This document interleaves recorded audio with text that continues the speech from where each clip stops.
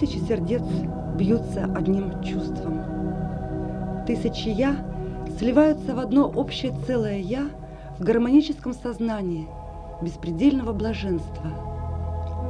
О, ступайте, ступайте в театр! Живите и умрите в нем, если можете. Виссарион Белинский.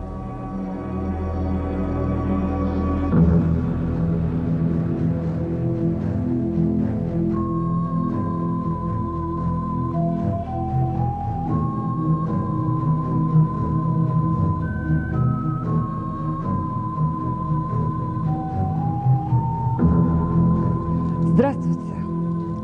Сегодня программа «Отрицание-отрицание» будет состоять из одной авторской рубрики композитора Михаила Герцмана «Вариации на темы».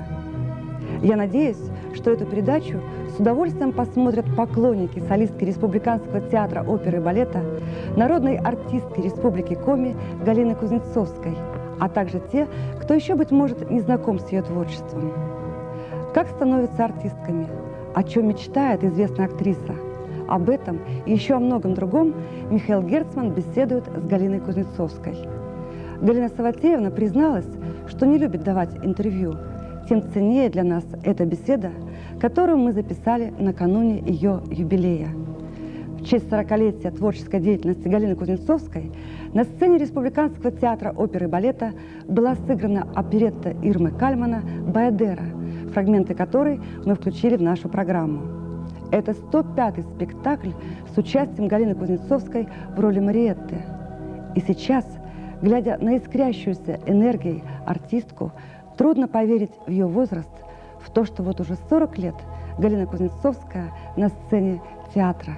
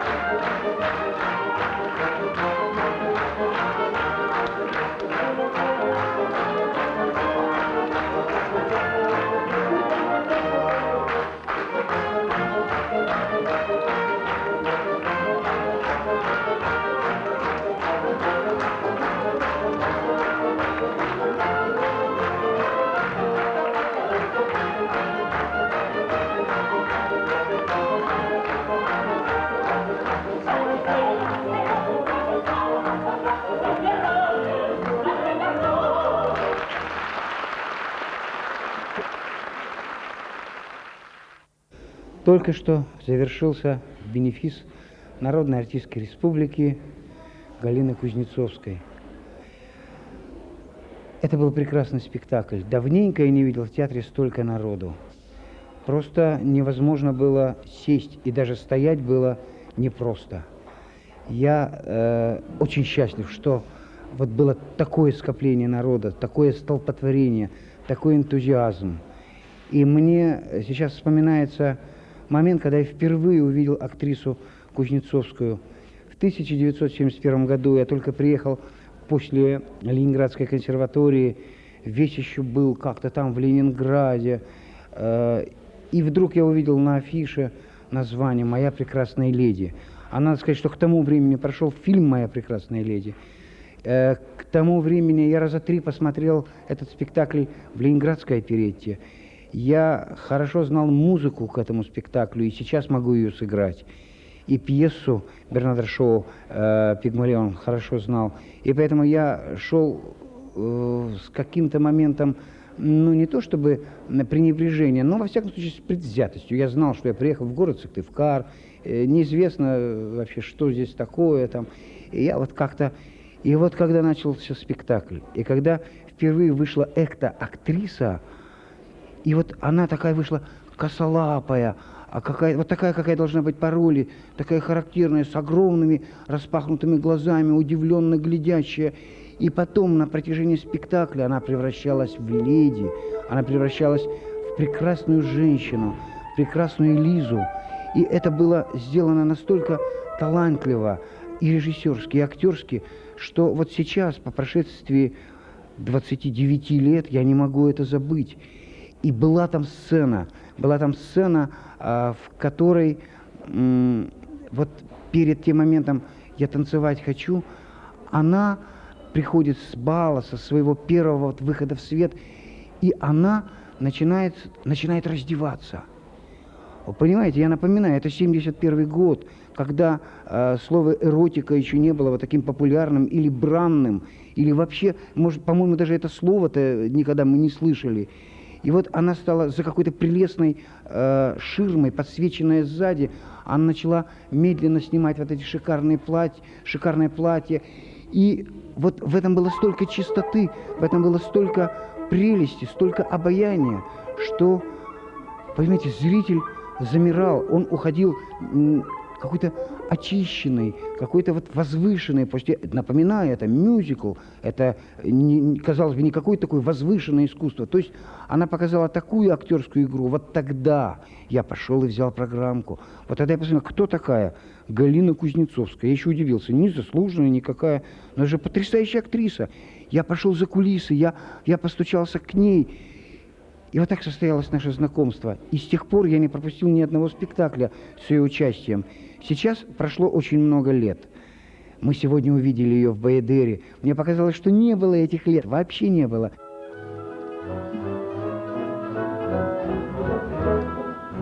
Можно из Парижа никуда не уезжать и объехать много стран. Надо лишь по-вашему стараться бы узнать только новое страна. Да, там себя ты чувствуешь, поверьте мне, словно ты совсем в другой стране.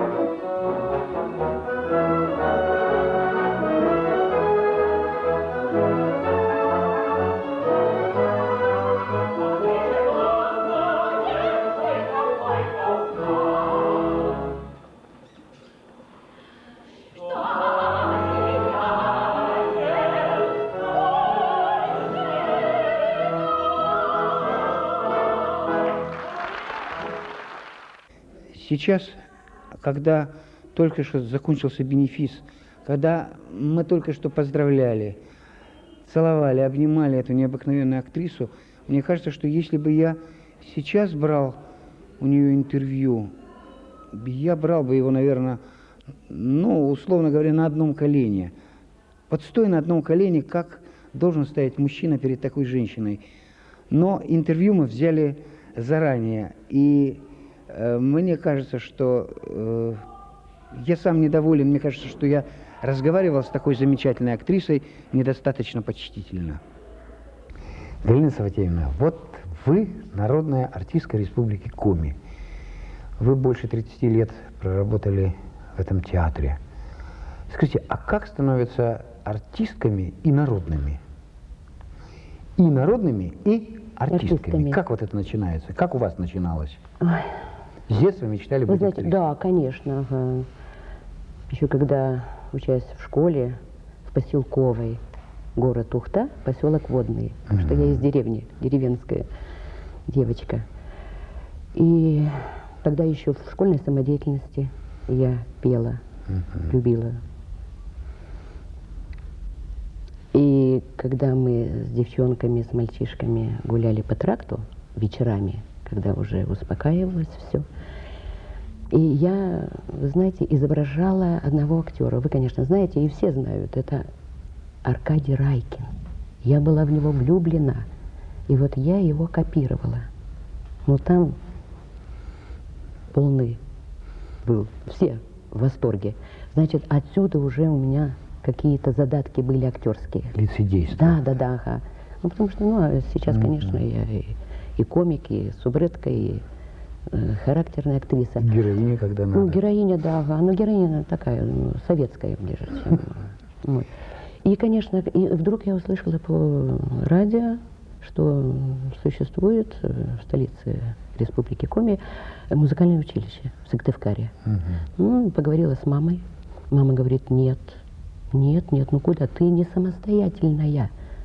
Ты же все время вон пришпилена ко мне. Лет сколько было? А лет было, ну, 15? 16 лет было мне, да. Ага. Нет, поеду. А на какое Нет, поеду. отделение вы Нет, решили? петь хотела, петь. Ноты не Хотела знали? певицей. Нет, конечно, нет. Нет, совершенно нет. Так, от либитум пела в самодеятельности песенки. Нет, поеду. Нет, не поедешь. Куда ты пропадешь? Я написала сюда. Не пришел вызов. Он говорит, тебе же вызов не пришел. Как ты поедешь? Поеду. Собрала чемоданчик деревянный с уголками железными, висячий замочек. Мама шила из шинели пальтишко, шаровары, сандали на босу ногу и вперед. Тогда не было, по-моему, железной дороги, а до Княж-Погоста только доехала. А от Княж-Погоста автобус. И приезжаю я сюда, вся пыльная, грязная. Ну, язык до Киева доведет. Узнала, где музыкальное училище. И я помню, была такая учительница Мурзина, может быть, Евгения Степановна, что ли. Да. И она меня увидела. Ну, там собрались будущие студенты, девчонки, мальчишки. И она меня увидела и говорит, с этой не дружите, она из севера. Откуда она? Из севера. Из севера? Из севера. Почему так? Потому что я такой вид у меня был. Представляете? Ты же прямо на пыльно, приемных, грязно. что ли? Не, там, в кулуаре. Ага. В коридоре где-то. Ну, что ж, начались экзамены, вступительные, да. Я спела кое-что там. Ну, мне вначале сказали, что ну давайте попробуем. Я на вокальное отделение поступила. И когда начались академические концерты, я на 1,5 тона Мимо? понижала. Все. Меня на хоровое дирижерское. А педагог был в начале... То есть на дирижерском можно на 1,5 тона? А на вокальном? Ну, там у нас в основном-то дирижирование. Ага, но в хоре все равно было. петь. А в хоре-то, ну, что, там я не волновалась. А тут я одна ведь. Ну, ясно, Академические ясно. концерты ведь были. Комиссия сидит, и я одна. А там-то нет, там помогали студенты. И потом по распределению меня пригласили в театр. В хор, естественно, конечно. Хор. Ой, сколько было радости, конечно, что я в театр. Там же надо попала. переодеваться Ну во да, что-то да, уже, конечно. в костюмах. В хор, да, ага.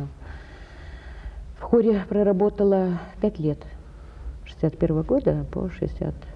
Но не мыслили об актерской карьере? Ну, а как же, конечно, да. есть вот вы Но мне видели тогда главных уже героев? давали какие-то маленькие эпизодические рольки. Маленькие. Кушать подано как-то. Вот. А была у нас здесь субредка такая, Светочка Кузнецова, шикарная. И она уехала с мужем, по-моему, в Германию. Они уехали, муж немец был. Вот. И что делать? Я одна, то в хоре, то сюда меня Ираст Алексеевич говорит, в конце концов, говорит, мне надоело. Все, завтра я издаю приказ, ты в солисты, в труппу солистов переходишь. Ну, так и получилось. И вот вот с вы стали, 62 года, ага. И первая ролька у меня была, я еще будучи в хоре, вот я сказала, что эпизодические роли, но она не эпизодическая, по-моему. Ноту вот я играла, да? Да, там вот с только- наружечкой. да, попробуйте-ка там надо же. Ну вот как я и начала-то ее.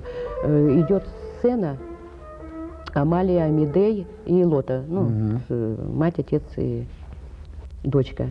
Я стою где-то сзади Ираста Алексеевича, отца своего, да, а у него идет диалог. А я дурака валяю и рожи корчу. Зритель падает, смеется. Он один раз посмотрит на меня.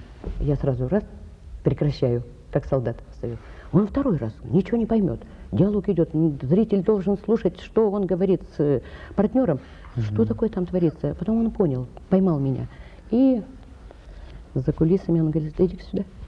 Иди сюда. Я говорю, а что такое? Говорю, ну зрители-то смеялись ведь. Одеяло на себя тянуло? И говорит, ты знаешь, что, как это называется? Я говорю, нет, это называется хулиганство на сцене ты занималась. Галя, запомни на всю жизнь, ни в коем случае, когда идет сцена, диалог, да, зритель должен слышать, о чем актеры говорят. А ты там, у тебя нету ни одного слова, стой и... Вот единственный вот этот случай, до сих пор я запомнила. То есть играть надо на партнера всегда. Да, конечно, а не на ага, себя. да. Ну, Вот помаленьку, понемножечку, вот так вот он меня... Ну, а когда вам показалось, что вот вас уже узнали зрители? Вот было ощущение, что идут на вас, например? Было такое? Ой, на вас, ну, может быть, такие большие роли, как «Севастопольский вальс», например, да, наверное.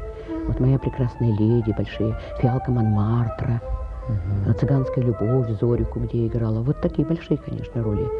Когда работал еще мой муж, Вячеслав Николаевич, ну, наверное, тут Да, знаю. на сову ходили, да. Ну и, Ага, на Вячеслава Николаевича Зубцева и на меня. и какое вот было, ну, такое вот самое блаженное состояние, когда вот вы купаетесь в роли? Это... Ой, это, я не знаю, ну, когда я переступаю порог этого театра, для меня большая, маленькая роль, сказка, не сказка, я купаюсь во всех ролях. То есть Потому что я не неважно могу, не важно, совершенно не важно. И мне кажется, что вот я не умею работать так, что вот сегодня сыграла эту роль, завтра точно так же буду играть. У меня что-то новое как-то, непроизвольно. А вот я не знаю, почему это получается. Это и есть артистическая натура. Да, наверное, ну Одинаково где-то невозможно. природа, талант, или как-то, ну, может быть, нескромно я говорю о себе. Не, а почему? Да, ну, Это наверное, нормально, так вот. талант. Вы представляете, Михаил Иванович, никакого труда мне не доставляет, вот сейчас, в данный момент. Что Работать, играть, да. Даже некоторые работают даже дома, да.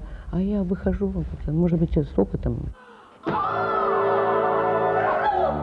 Мужчина красив, мастер, пьяный, им кажется, помехой пути. Только одного ищет вечно мужчина, что же свободно я вечно хочу, но не делаю.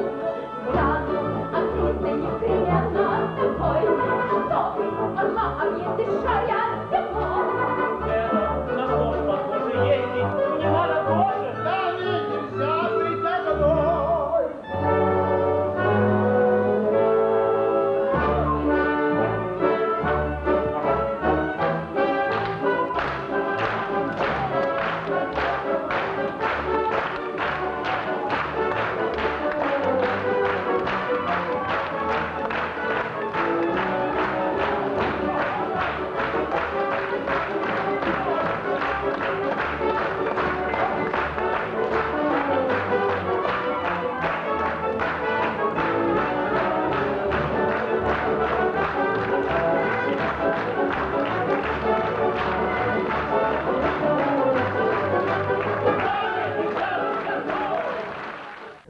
что вам труднее давалось? Прозаический текст, например. Ведь в оперете надо массу прозы произносить и играть при этом, и пение.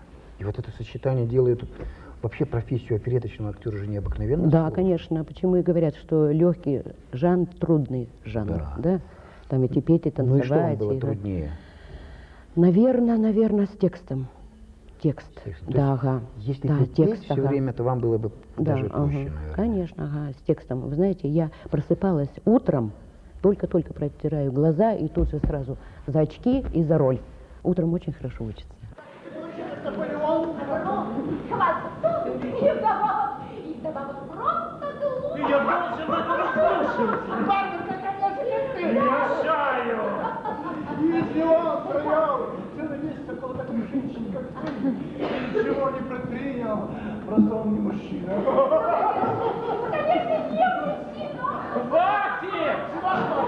Его хватит! Что такое? Мужчина Наполеон? Да, тот самый Наполеон, который болван, хвостун и не мужчина. Ой, вы знаете, какая моя мечта? Не знаете? Нет. Мечта моя. Все заново, все эти роли сыграть, переиграть. Все. Вот все заново? Да. То есть все. вот если бы сейчас поставили Севастопольский вальс? Севастопольский Да, вальс, конечно, да, Севастопольский «Моя вальс. прекрасная Леди, летучая мышь, Адель. Адель. А конкурс красоты, шикарный спектакль. Розмари. Розмари, да. Роль, которая, в общем, вот не затерялась. Спектакли, которые несли в себе вот зерно классики, это вот те, которые там, вот та же самая Розмари или «Моя прекрасная леди», они, конечно, запомнились. И понятное дело, что вам легче, наверное, было купаться в настоящем драматургии. Ну, конечно, да. Ну, летучая мышь, Сильва. Сильва тоже до сих пор у нас идет. Да. И сейчас чего вам не хватает? Вы работаете в театре. Я, вы знаете, голодная. Страдаю вовремя голодом. платят зарплату? Голодом. Нет, голодная. Я хочу... Творчески голодная. Творчески голодная, да.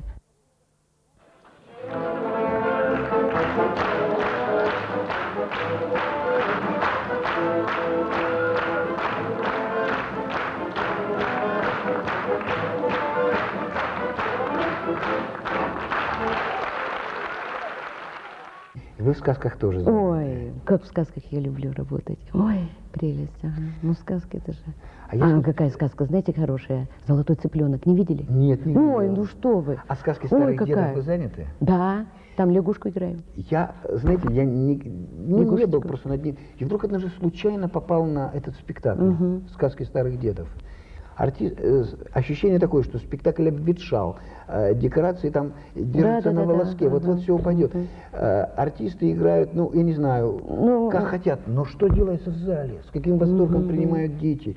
И я, сравнивая с новомодными спектаклями, вот с последними, в том числе с теми, которые я писал в драматическом театре для детей, нет, такой реакции, какая была на старых дедах, это же вот мечта, это же вообще вот счастье, наверное, сыграть лягушку и услышать, как дети хохочут, или увидеть их в глазах, вот они сопереживают. Это вот Ой, конечно. это- самое важное. да, То есть, значит, такая- вы, для маленьких и вы отдыхаете, так детишек сказать, вот играть, конечно. этот голод утоляете Как-то- на как-то и- сказках. Мгм. А вы помните «Мальчишки и пальчишки»? Так я написал музыку, конечно, помню. Кто же Плохи- ставил? Сушинцев, Виктор. Сушинцев ставил, Да, как же, я для вас шикарно тоже лично поставил. написал. Да, ага. Вы хорошо, что Ага. напомнили, я и забыл. Шикарно. Когда я увидел... Плохиша? Да, я говорю, а почему у Плохиша нет Почему он в бочке сидит? песни? Да, Пять почему нет? минут в бочке сижу. Ну. Сидела там. И вот тогда на Сушинцев репетиции. говорит, я принесу текст. И там что-то он такое создал. Что за шум, я помню, начиналось со слов. И я тогда даже времени было настолько мало, вот премьера, что я открыл нотную бумагу и сразу же написал в партитуре уже. И как-то так умудрился вроде даже ошибок так не наделать. И это все прекрасно Какой музыкальный прозвучало. номер там был, Да, танец. был. Но единственное, что в бочке мне сидеть не надо В было. бочке? Да, в бочке, да. А бочка здоровая, да. Я там прячусь, ага. Да-да-да. И на репетициях он заглянет. Виктор. Сидишь? Ну, сидишь, да. Ну, еще, Галина Саватеевна, ну, еще немножечко. Ага. Я говорю, ну, кофе можно или конфетку какую-нибудь? А надо Говорит, было, да, «Больше- там же вас ага». по роли все равно конфетами В кормят. бочке с рогаткой. Да. Так что значит, основной роздых на вот таких сказках. Ну и... Сейчас, в данный момент, да, ага. А вы можете назвать основном. любимого партнера, с кем вам сейчас замечательно работалось? Работалось? Ну, конечно, Леонард. Леонард Ильчаков. Павлович, Да, это Ильчаков. не забыть. Он Левушка. Дулиттл, Левушка. а вы Лиза. Да. И принцесса Цирка, и Сильвия. Во всех. И Баби Бунт. Да, Михаил Баби Валерьевич, Бунт, Баби да, Бунт, точно, он был мне шикарный. 34 года было. Мгм. Он из меня сделал уже старуху. И мы поехали на гастроли в Ухту. Ну, я же с Ухтинского района. И меня смотрели в этом спектакле. И потом говорят зрители, говорят, что-то рано, больно. Она Состарилась, перешла, как бы. да, ага, на эти роли. Ну, 3-4 года я еще могла еще субреток играть. Да. Ну, а что же, я не имела права отказаться. Потому что я окончила музыкальное училище, как хоровик-дирижер. Ну, что мне жалеть, голос, что ли? Какой же голос? Ну, все. И потом мне интересно было. Интересно. Думаю, неужели я не справлюсь? А первая роль у меня старушки была. И вот я брала текст домой. Вот единственное, над такой ролью я играла дома, работала дома. Ага. Я говорю, мама, ну вот так вот, похожа я на старуху или нет? Он говорит, ну-ка еще повтори. Я говорю, ой, ведь, ну надо же, а. Ну, ты, говорит, копируешь соседку, она коми, Ну, мы не, вот так вот. Да? Ты, говорит, Так вы Коми бабку сыграли, да, получается, да? а потом уже мне легко было в деревеньке моей сыграть. Ага. Потому что я слышу, соседка Коми, ага. Ну-ка, дай позвонить-то по телефону. На. Ой, думаю, точно. Ой, Ну что, так это вот, же деревенька наверное. моя, это тоже да, тоже да, партнерша да. Леонардо Федоровича. Вот так вот. Ой, шикарный спектакль был, правда? А вот есть что-то, что в своей профессии вы считаете недопустимым или ненавистным, или то, что вы вот ненавидите в партнерах, я не знаю, еще где-то. То есть вот что вам ненавистно в искусстве, в своей профессии? Ну, я бы хотела сказать, что высокомерность. Вот у нас сейчас бытует очень. Вы знаете, многие актеры считают, что уже все, предел. Вот Тарас Алексеевич мне как-то написал на программке, говорит, Галя, хорошо сыграна роль, работа проделана большая, но запомни раз и навсегда, на всю жизнь, что предела для совершенства нет. Это да и не может быть, да, золотые слова. И вот я Вот к ненавидите этому вот правилу, это вот ага, высокомерие, потому что все, звездизм такой. да, ага, звездная болезнь, многие уже звездной болезнью заболели и переболели. И То есть 2-3 продолжают, года да. проработали Вот, по-моему, уже. да, вот, по-моему, вот и надо скромнее быть. Еще один знаменитый мастер сказал, как-то я слышала по телевизору, что все актеры до конца своих дней хулиганы. Кто это сказал? Да, ну это в хорошем вообще смысле правильно, слова. дурачиться Да, надо. да. Ведь игра на этом построена, Ага. конечно. Это, по-моему, Москвин. М. Москвин, мастер.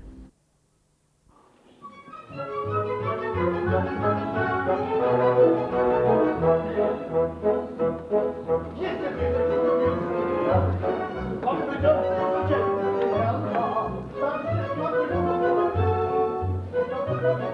В этих танцах расцветет кавалеру, Аполлона не грозит Принерду. Это танец не готова танцевать, если он снова заможет не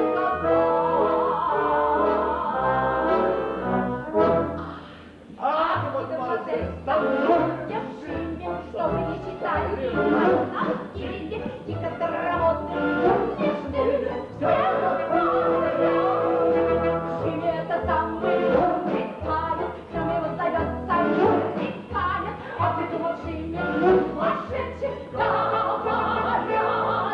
Правильно, это нужно танец, Шиммер больше не ходит на танец, а не танцует, не паришь. Шиммер, это модно, ну а если модно, то свободно. девушка, Модно, как угодно, никого не волнует.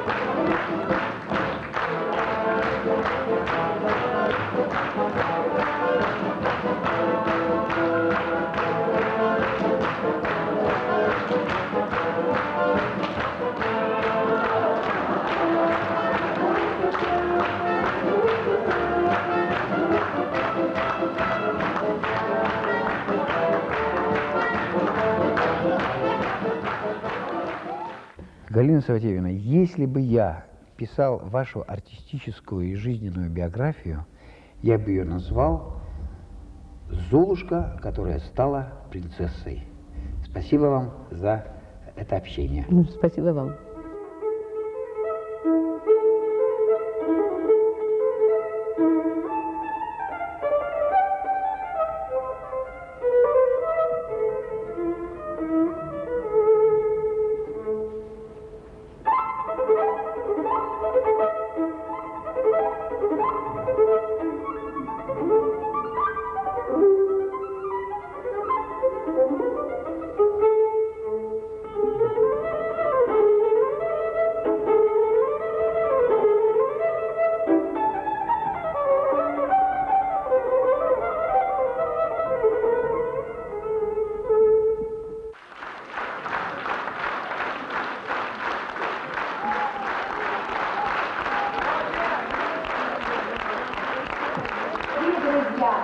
Да, 40 лет на сцене. Они промчались, мне кажется, как 4 года.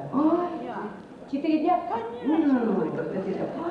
Я бы хотела еще 10 лет, чтобы править 50-летие, 50 лет творческой деятельности.